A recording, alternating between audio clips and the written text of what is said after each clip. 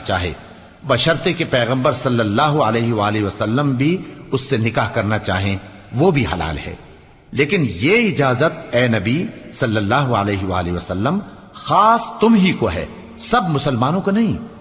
ہم نے ان کی بیویوں اور باندیوں کے بارے میں جو مہر واجب الادا مقرر کر دیا ہے ہم کو معلوم ہے، یہ اس لیے کیا گیا ہے کہ تم پر کسی طرح کی تنگی نہ رہے، اور اللہ بخشنے والا ہے، مہربان ہے۔ اے پیغمبر صلی اللہ علیہ وآلہ وسلم، تم کو یہ بھی اختیار ہے کہ جس بیوی کو چاہو پیچھے رکھو اور جسے چاہو اپنے پاس رکھو، اور جس کو تم نے پیچھے کر دیا ہو اگر اس کو پھر اپنے پاس طلب کر لو تو تم پر کچھ گناہ نہیں۔